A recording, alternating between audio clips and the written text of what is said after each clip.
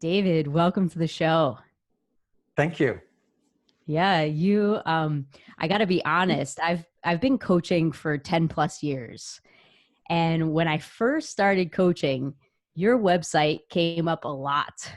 Woo-hoo. So I remember you from, those initial days, actually before I actually started. It was probably around 2005 when you were owning the life coaching. Thank you. I feel seen. That's true. Back in the day, I was owning the scene, and one guy complained to the search engines because I was number 1, 2, and 7 on this. I'd come up multiple listings, and yeah.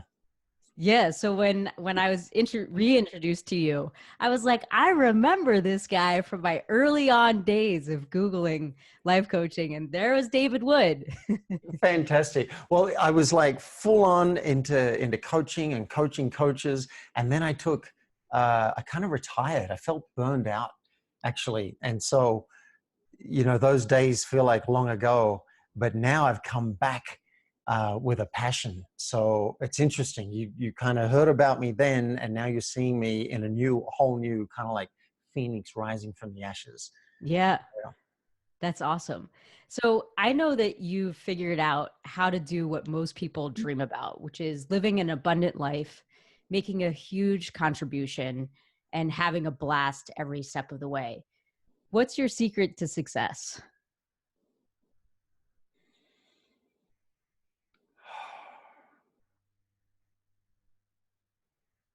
Well, one, I think I seem to be very self-directed.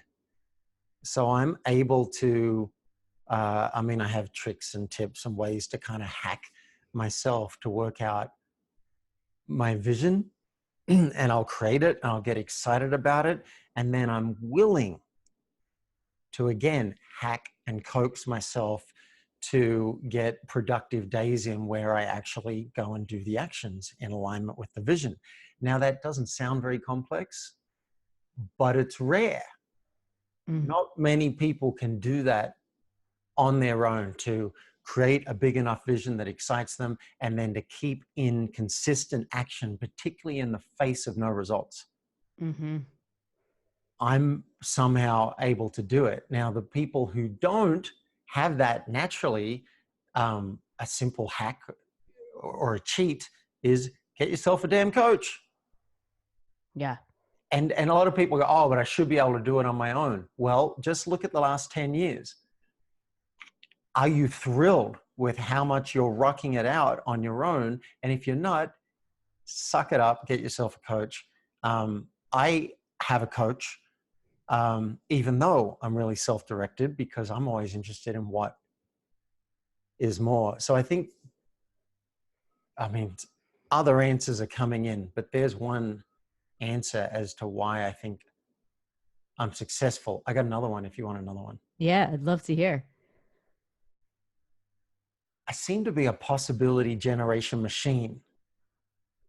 That's just how my mind works. And so other people assume that something can't be done.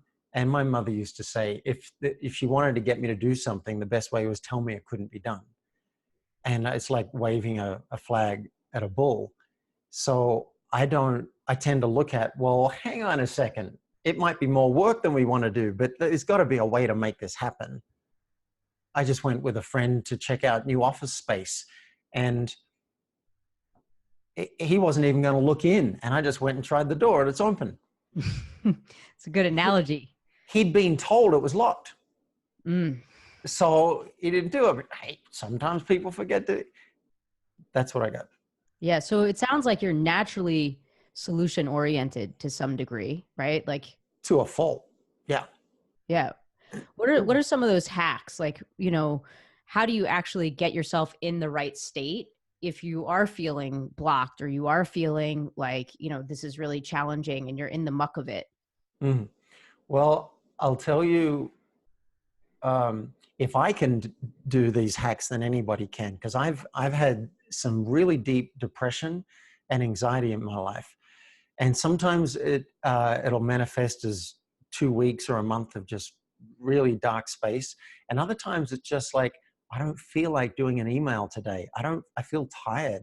I don't feel like doing anything, but my job kind of requires that I do things that bring in revenue. Um, so one hack, well, one hack is caffeine. I like caffeine. I Mhm. restrict it. I mean, I'll use lots of things, but I restrict it. So I have 1 cup of tea and 1 cup of coffee. That seems to be my maximum. Um, I won't promote Adderall, but if you got a doctor who thinks that it's a good idea for you, once a week I'll take some Adderall, and I get like 8 hours of stuff done that I might not normally get. I'm not saying you need drugs to do that. Another great hack is I like doing the morning pages from The Artist's Way by Julia Mhm. Cameron, and I kind of cheat. You're supposed to just dump all your thoughts, stream of consciousness down and write 3 pages and then never read it. I cheat. As I'm writing, my complaints come up. Oh, I'm tired. I don't want to do anything, blah, blah, blah, blah. And then I start looking at what I might do if I was going to work. And I'll write all about that. And then I'll start getting interested. And I'll get into it. I'm like, oh, I could do that. I could do that. I could blah, blah, blah, blah. And then I start circling things on the page and go, oh, right. And then by the time I've written 1 or 2 pages, I've usually got about 6 or 7 items I actually want to do. So I've kind of hacked myself from it's all too big, I can't do any of it, into, right, this would feel good today. I'm actually interested. Mhm. So some of those hacks, David, are things that we can sometimes hear people kind of steer us away from. Maybe it's caffeine, maybe it's Adderall, right? Yeah. These stimulants. And especially in the personal development field, right? It's like you have to be all natural, right? And Yeah. and really move through your stuff. Um, Sure. yeah. So thank you first for sharing so honestly, right? Because I think that's really important. I've been on that side myself too with Adderall and caffeine, and at times they have been useful tools for me Yeah. and necessary for me to actually get through whatever it was that I needed to get through. So I just want to say thanks for sharing so honestly and openly about that. Well, thanks for noticing, because yeah, I did take a risk. I don't think I've shared about Adderall on a podcast before, but this is one of my driving principles of how I like to live, is with truth and authenticity. And we'll, you've got a question for me coming up, so I'll save I'll save a little bit of that for then. Um, so thank you for noticing that I did reveal something then. And I want to speak to this bit about the personal growth movement. And I for a long time thought that all medication was bad. That was my point of view. Now, definitely, let's be wary of it, because humans have a very tenuous relationship with addiction. Humans in general, um, they're on shaky ground. So if you drink coffee, chances are you'll like it and you'll drink more of it and start increasing it, and then you'll start running into problems because you're abusing caffeine. Same with Adderall, same with anything else. So yeah, you want to be careful. But I went from all medication is bad to finally giving up and taking antidepressants at some point. And the turning point for me was I found out that someone I respected and admired was taking Wellbutrin. And I couldn't understand it, because all my personal development friends and gurus were like, you must handle everything naturally. And it makes sense to me. Handle it naturally, it's better. But it wasn't working for me. I tried 20 different modalities and I was still in a lot of pain. And I said to her, why do you take it when you are into personal growth? And she said, I like myself better when I'm on it. Mm. So I just gave up. I got off my high horse, which is appropriate with the picture behind you. I got off my high horse and I was like, you know what? God gave us chemistry as well. So I am willing to use medication. I try and be careful with it, mix things up so I don't build up tolerance. I research what I'm taking. And I do think natural is the way to go if you can. I'm flooding my body with nutrients every morning with celery and kale and cucumber and all that kind of stuff. But I'm willing to use hacks if they don't turn into, if there's profit. Mm-hmm. Is there profit in it? Are you going to get more out of using it than the cost? Yeah. Yeah. And I think that's really a discovery process, because at one point, maybe it was no medication for you. And then at another point, it is, let me see how I can integrate some that works for me. And it's really, I want to say, individualized. And it also comes from knowing yourself really well. Yes. This was a breakthrough for me because I was the spiritual warrior. And I preach truth, daring, and caring. They're three of the pillars of Play for Real. And I was the spiritual warrior doing the truth and the daring for years and years and years. And I hurt my body. I hurt my psyche. I hurt myself. I pushed myself into places that I wasn't ready for. And the brain said, no, you can handle anything. And the body said, no, you can't. And it whacked me. So it was good to go into, like, for a year, I committed to no medication and I learned a lot and I found my edges. And then I surrendered and I went into using medication. And now I'm in a stage where I'm like, all right, let's just see again if I can taper off and use the nutrients and exercise and other things in life so that maybe this system's going to be able to go naturally now. That's the game I keep on playing. My doctor says, don't do it. Stay on this for life. You'll be fine. It's like, that's not bad advice. All right. If it makes my life better, let's do it. But the warrior in me is always like looking, let's see if there's a natural way to do this. Mm-hmm. The warrior seeker. But is that part of the caring element that you're talking about? Thank you. That's where I was heading. Caring. See, caring to me isn't sexy. The truth and the daring, maybe it's the masculine. I'm just like, this is great, courageous. I went paragliding the Himalayas and touched the sky solo. Like, I'm into all that stuff. But it was when I had basically a breakdown and I'd be awake at night with adrenaline shooting through my body as I'm trying to sleep. And this happened for maybe 5 weeks. And a friend of mine who's a doctor begged me to go on a medication. I said, no, I need to heal this naturally. Medication will just cover it up. I need to learn something. I need to grow. And he said, your brain's out of balance. And I learned from hitting rock bottom that there's a time and a place to be the warrior. There's a time and a place to be daring. But if you don't acknowledge the limitations on all of your systems, your body, your personal relationships, your work, if you don't do any nurturing of those things, then they will fall apart and they will bite you in the ass. Mm.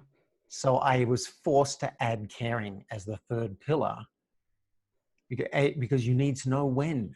Is this a time for caring and nurturing and I'm not going to push myself right now? I'm going to stay in bed all day. Or is this the time to get up, have a cold shower and make 10 phone calls? Yeah. To decide. That takes a lot of self-awareness. Yeah. So, David, you had all this success, right? We started off with, what makes you successful. And it was this kind of self-direction. And then we've gotten to this place where you've had some breakdowns. So they're obviously not mutually exclusive. And in many ways, would you agree that breakdowns actually help become can become the catalyst to success? I've got initial resistance to this because it's kind of like, it almost seems cliche. I know it's said a lot. It's kind of like a fortune cookie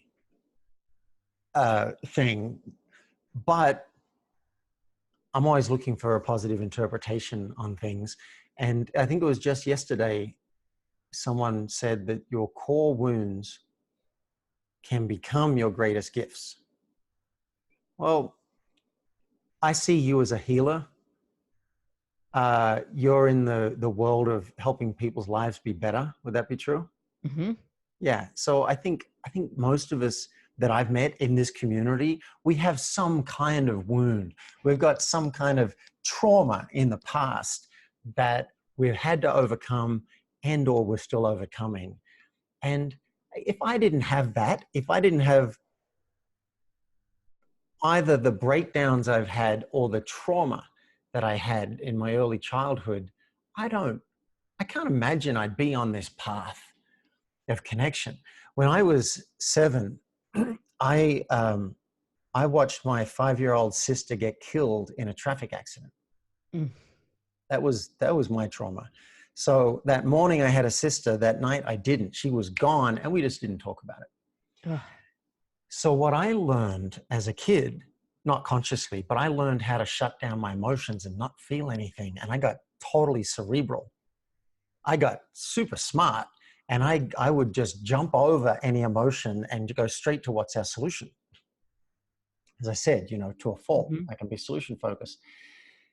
Then at the age of 23, I realized something's going on here. I'm not like everybody else. And I've just broken up with my partner 6 or 7 times. I can't go back to her unless I know what the hell is going on. So I went to a psychiatrist, and he said, I think I can help you.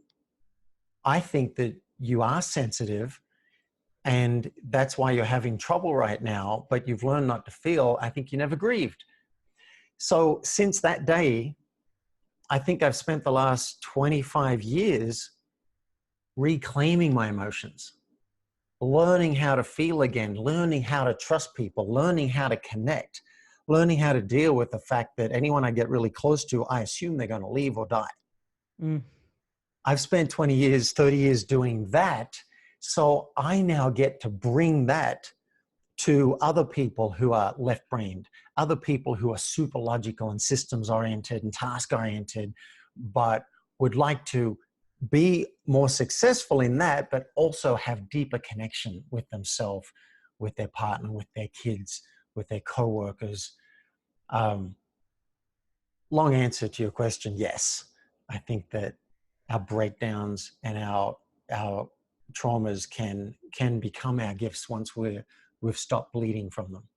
So how does that relate to what you're doing now to some extent? I know you had mentioned that you help people who are really cerebral get more into their emotions and more connected. And you have work around getting paid for who you are. And I love that so much because that's also part of my mission to some extent. And we don't hear that growing up. Like nobody's like, go get paid for who you are. People are like, go get a job. What are you going to do? So it's very different messaging than we normally hear. And how do you really, understand yourself maybe to what are those gifts that I can get paid for being who I am?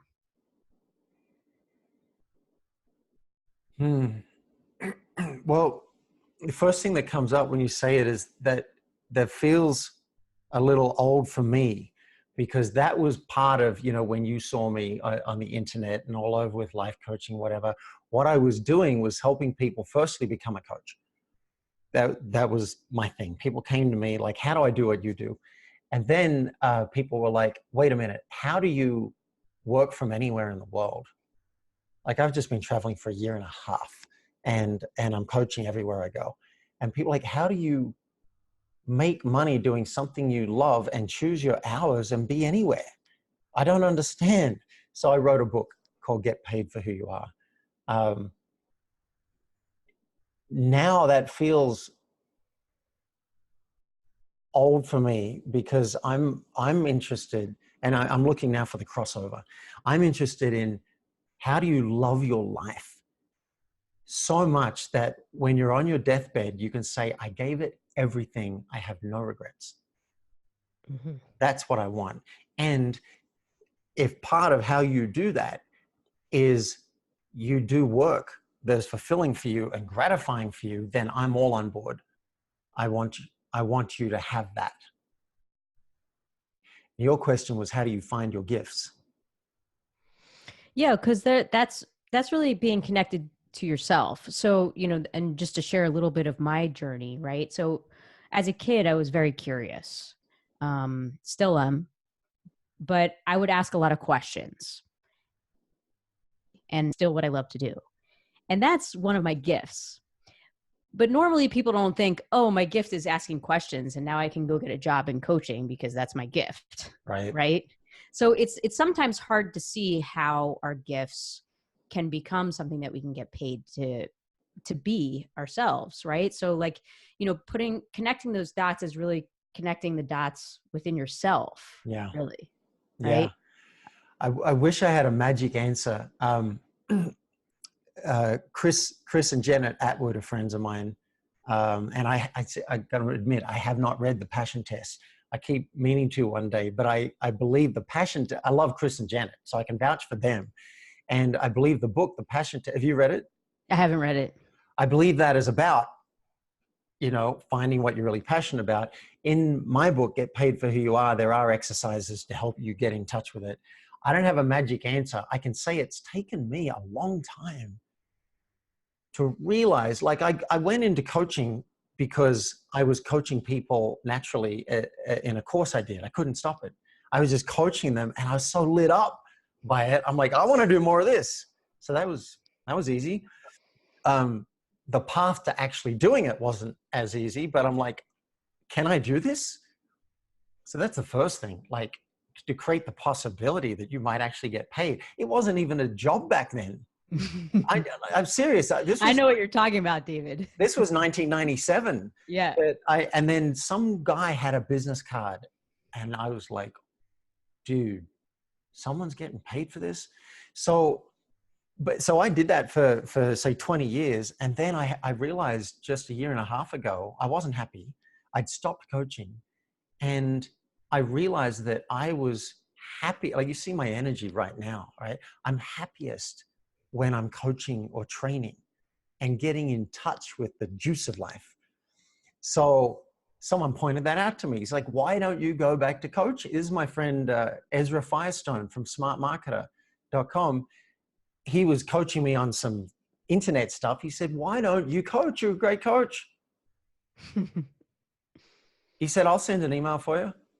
I'm like, okay, I'm going to take you up on that. And so I went back into coaching and my life got so much better because I love that. Now within coaching, that's a whole broad thing. Like you could coach people on 1,000, 1,000,000 different things.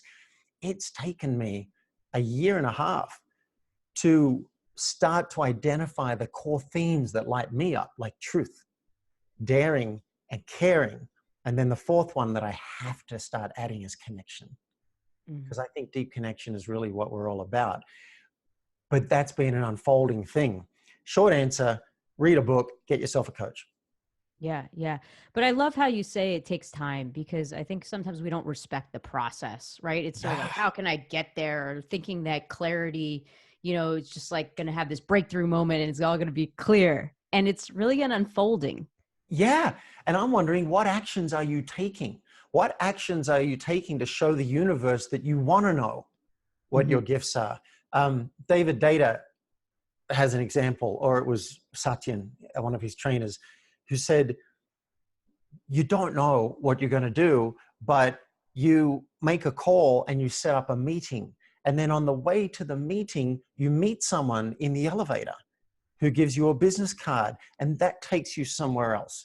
You don't have to know what the steps are. You need to take some steps, even if they're the wrong ones. So I'm doing a course in an hour. I'm leaving straight after here to go to a course about corporate consulting. I'm going to sit there. I'm going to soak up stuff. I'm going to learn more about what my gifts are and how to translate it. So read the books, do the courses, get yourself a coach. These are the way you demonstrate to the universe that you actually care about it. so that something can come, and it may not even come from the coach or the book or the course, Okay. So I but love it will coaching. come. Yes. And I love what you just said. Um, and I'm curious from your viewpoint, because you really, I want to say you were one of the first in the beginning, right? In the coaching field, and it's evolved and changed a lot from your perception. And I know that you've also evolved and changed a lot, but how do you view the coaching industry at this point in time? Wow. Well, firstly, I'll admit I'm not a futurist. I'm not one of those people who, I don't even want to know what's happening in a movie or a book. I don't even try and think, because I like to be surprised. So the coaching industry today, firstly, I unplugged a long time ago from the industry. I created a coach training school, so I had to be involved, and I was publicity chairperson for the International Coach Federation. I did all that. And then I resigned. I didn't feel like I was getting anything from the membership, and I stopped going to meetings and hanging out with coaches. So I've done my What own. year was that? It's got to be like 10, 15 years ago that Okay. I stopped doing that. And I just kept doing my own thing. Now I hang out with peers. I hang out with authors and speakers and trainers, and some of them identify as coaches. But I stopped going to coaching conferences, which I'm just noticing that kind of surprises me. I didn't do it. I like people who are rocking it out, who are really making it, like Yannick Silva introduced us, right? Brought us together. He's got a camp called Camp Maverick, where top level entrepreneurs come in. I'm interested in people who are throwing down. Now, if they're coaches, great. You know, if they're ballerinas, great, right? That's what motivates me. And I've forgotten the question. Oh, the coaching industry. The coaching industry. I don't know much about the coaching industry today. I know that everybody's calling themselves a coach, and some people say don't call yourself a coach because it doesn't mean anything. Call yourself a money expert. Okay, that's better than a coach, actually, if you do talk about money. Is there a specific part of the coaching industry you're interested in? Because there might be stuff I know, but nothing's Well, I coming. was just curious your viewpoint, and because you really were, in my opinion, you really were in the space very early on, right? So I was just curious on how you've seen it evolve and change, and it's because it went from something, like you said, that nobody was really doing, to so many people calling themselves a coach. Oh, okay. Yeah. So one thing that's changed is how everybody's, like Silicon Valley CEOs. There was a time when they wouldn't admit that they meditate. Now there aren't many who would admit that they don't meditate, Hmm. right? Yeah. And having a coach now, Bill Gates says, like, everyone needs a coach. So now it's just commonplace, and corporations, I don't have to call up and tell them about the benefits of coaching. It's more about what is your coaching plan? How do you use it? Now corporations have sprung up that are serving corporations. And I'm checking out, actually, because I'm interested in going back to corporate consulting. I used to be an actuary consulting to Fortune 100s, and then I went into just straight coaching. Now I'm interested in bringing it back and helping to serve those within corporations. And I'm interested in the models, like how are people doing it? There's a company called Better Up, which is Uh-huh. growing really fast. And I have my first coaching client through Better Up on Monday. I'm not doing this for the money. I'm doing it because I'm really interested in what are the systems that are involving, how are apps being used to track goals, what kind of programs are being set out. Because my style is usually programless. I customize everything. I want to be really with the client, what's wanted today. But I'm interested in people who have, here's a program, and over 4 months, this is what we're going to do. These are the objectives. These are the assessments. I just went online today looking for coaching assessments that I could license, because I created all my own stuff 20 years ago, but I don't want to recreate it now for corporate land. So I'm more curious about the coaching structure today, particularly for corporations. People are talking about evidence-based coaching. It sounds like a bit of a wank to me, to use an Australian term. I kept Googling it. I'm like, let me find out, because they wanted me to demonstrate how I use evidence-based coaching. I can't even find any articles. They'll talk about, yeah, we use evidence-based coaching, but no one's saying, here's an example. Here's a model that we use that's based on a study that was done, or a clinical trial, or whatever. I can just find people talking about it, but I'm not sure yet that people are actually doing it, or that we have a lot of evidence to base it on, other than anecdotal evidence, which is what I've got. I got 20 years of anecdotal evidence. So maybe we're heading in that direction. I mean, that'd be cool to say, here are all the studies that prove that if you do this, you'll get on average 33% increased productivity. I just can't find any of the evidence yet. Yeah. It's probably on its way, just because, there's been so much development on neuroscience in the past 20 years, and research Yes. on meditation. And Yes. now there's all this, neurofeedback and ways to measure brain waves and quality of those waves. Right. Yeah. So I'm interested in that. I haven't related that to the coaching profession, but I just did WildFit. The Mind Valley has a 3-month nutritional program, and I just revamped all my nutrition. And now I'm reading more about biohacking and about how to take care of the brain. And this neurofeedback is so exciting. Yeah, it's amazing. So I imagine, I hadn't realized this. I'm having an aha moment right now. That stuff, everything that I study, and you would know this, filters through to my clients and becomes part of my coaching. So suddenly I'm talking about nutrition.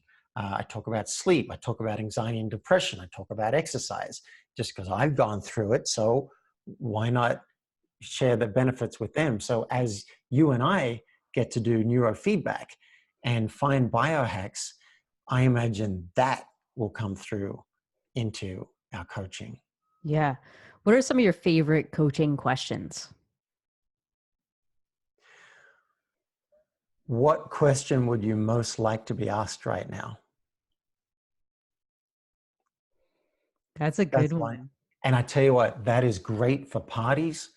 Anyone that you just met, instead of just trying to guess, just say, what question would you most like to be asked? What question lights you up?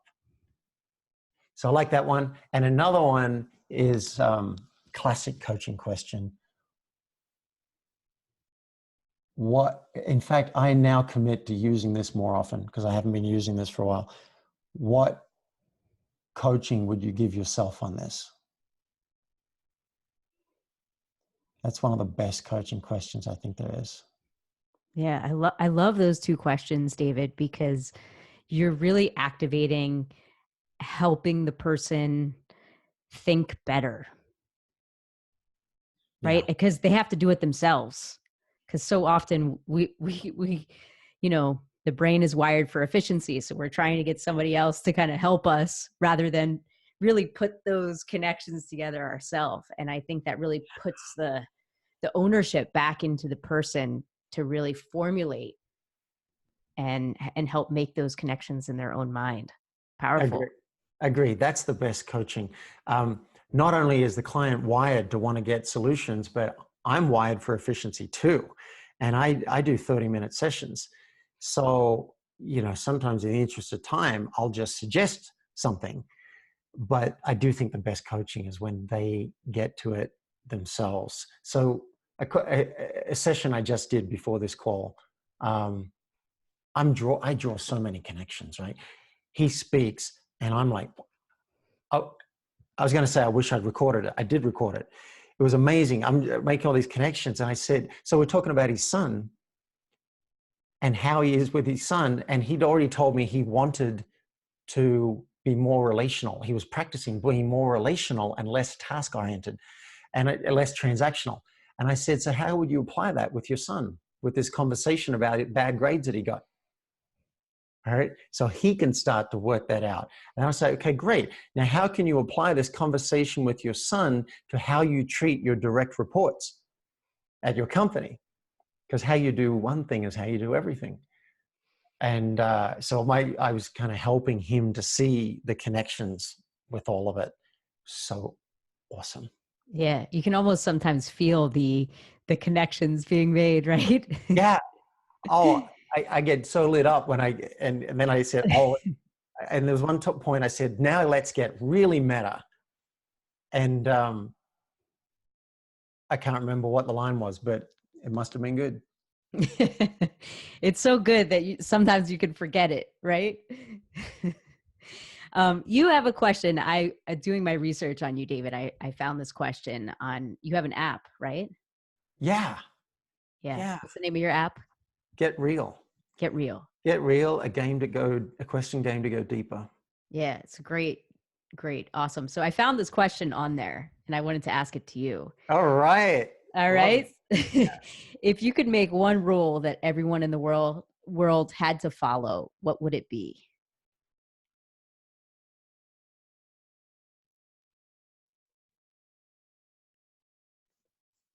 That you must speak the truth all the time,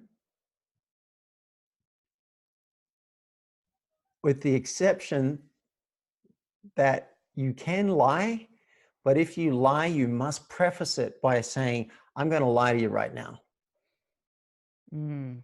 And then you tell a lie. So you tell the truth, you say you're lying and then lie, or you can decline to answer.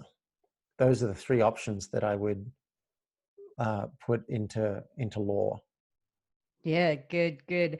I think that would completely change not just our relationships, right? Our intimate relationships with our closest friends, family, and people around us. But I mean, I think so many people are lying, one, to themselves, and then two, to others, because if you're lying to yourself, you're going to be lying to others, right? But it's so, I want to say, toxic in corporations because people are so afraid to speak the truth.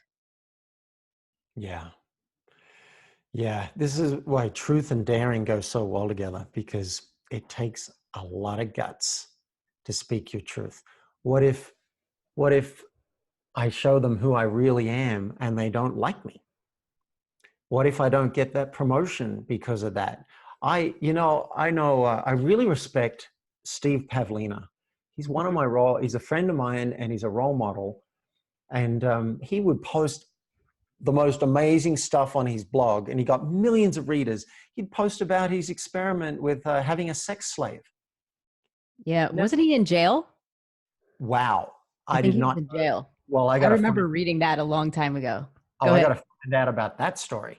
But I love Steve and I so respected that because I'm like 95%, like I'm really good. I'll reveal about anxiety and all sorts of stuff. But when it comes to stuff like bondage and sex slaves and other topics, I tend to tone it down because I don't want the flack, right? But I respect Steve. I thought Steve would not be able to get into a place like the Transformational Leadership Council because of all the things that he'd shared. But you know what? He did get into the Transformational Leadership Council, and I suspect it's because of who he was. So the whole thing of I'm going to control what I give out to the public, the brain, I believe, is neurotic, and it doesn't make the best job of doing it, of deciding what should be out there. So my belief is that this is part of the best advice I ever got. And I know you're probably going to ask me for the best advice I could give. So I'm jumping ahead. Share your inner dialogue because it's neurotic. And if you can bring it out, and it'll take some time, like you're not going to do it all overnight, but start to share more and more of what's going on in here. And then the rest will sort itself out. And it takes a lot of courage. Mm-hmm. Yeah. I think it's so important because we think we're so alone in our thoughts, right? Because there are our thoughts and they're in our head.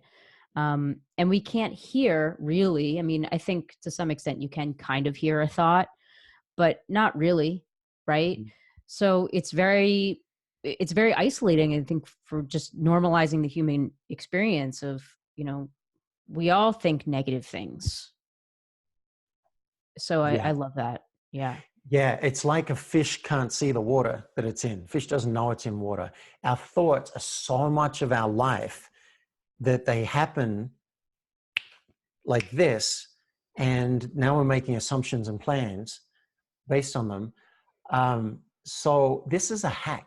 Call this one of the greatest hacks you could ever apply for your life, is tell on yourself.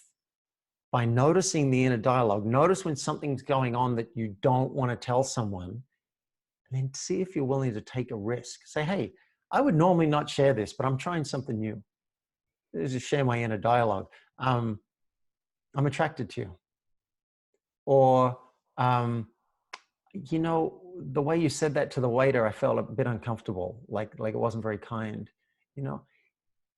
Find your edge and practice more of this telling on yourself, and the growth potential is just off the charts. And the connection potential and the Yeah. rewards potential, everything becomes available. Do you have a question that you repeatedly ask yourself that guides your focus or is motivating you, so to speak? Because there's a lot of motivation here, purpose, or,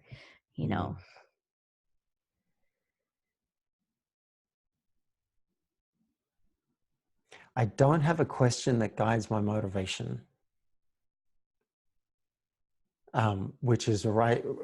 The question now arises for me. I wonder if I would like one. So I'm going to throw that back to you in a moment. I have a question that I use because I often think I didn't do enough. I need to be doing more. I need to be doing more. It's always going. So I will sometimes ask myself the question at night, what did you get done today, David? And I'll have a conversation with myself and I'll say, I did this. Actually, this was really huge. And I acknowledge how much I did so I can appreciate myself. Yeah. Yeah. Yeah. But I'd love to know, do you have a question that motivates you and pulls you forward? The first thing that comes to my mind is there's two that are kind of there. One is, how can I help, or what can I give, type thing. And two is, I have this constant question of understanding people. Like, what is it that makes people tick? And I'm curious about what's going on in their mind, because we talked about it's invisible, you can't see it. So I'm always curious what people are thinking, and I ask questions to try to better understand how somebody thinks. So I would say that is what comes to me right now. Subject to change, but that's what comes to me right now. Yeah, thank you. That drives me. Just simply understanding people. I'm curious. You want to know what drives them. Yeah. That's what drives you. Yeah. Yeah. Yeah. Yeah. I Yeah. like that. Branding is one of my passions, and the word drive is a good one for you. Yeah. Well, thank you. Yeah. I either for a chapter title or a book title, or I don't know much about your branding, but I like that for you. Drive. Yeah. It's something good. I'm exploring right now. I know you said it took you a year and a half. So I'm like, all right, maybe it'll take me about a year and a half going off David. Oh, I got so much respect for that process. Oh my goodness. Like play for real. And actually it was Yannick. It was Yannick who said those words before I did. A split second. I did a session with him. And when Play for Real came out, it was the end of a year of exploring. I was going to go with inner firewalking before that. But Play for Real is right for me. Mm-hmm. It's right in so many ways. And then I went and looked it up. There's not even a book about it. Like no one's used it. It's mine. Now, a year and a half. So yeah, a lot of respect for the process. For anyone who's trying to work it out, go and get some help, keep plugging away, and then you'll get some clarity. And even if you don't, keep serving with what you got. Yeah. Until you get the more clarity. I mean, that's how it works. Yeah, thanks for that. I'm going to end with this question, David. What's one thing you would love to do before you die? Because I know that you're all about playing full out. Yeah, thank you. I want to play drums in a band for one public gig. Well, I'm Always looked at, I got to do it as a guitarist. okay. But I used to look at drummers and I thought, how cool is that? Just once. I wanna do that. So yeah, that's on my bucket. Awesome. Awesome. Well, I'll hold that vision with you. Thank you for sharing. And tell us how we can get in touch with you. Yeah. Well, one thing you can do is subscribe to my new podcast, Play for Reals, just being launched right now. So go to playforreal.life and click on podcast and subscribe. And the other thing is, if something we've said resonated with you, request a discovery session with me. I can't do it for everyone, but I can do it for a lot of people. If you qualify, I don't charge you for it because it's how I find the right people to work with long term. And what we'll do is create a plan for your life and business. And if you want to implement that on your own, go and do it. And maybe you'll let me know how it goes. If you want coaching to help you implement it, we can talk about that. So to request that, go to playforreal.life, L-I-F-E, and click on request a session. And I got to tell you, there's a really great life assessment as part of that process. So even if you decide that you don't want to get on the phone with me, if you're a little shy about that, take the life assessment anyway. It's really awesome. And I'll tell you a lot about what's probably next for you. Amazing. Thank you so much, David. This was awesome. You're welcome.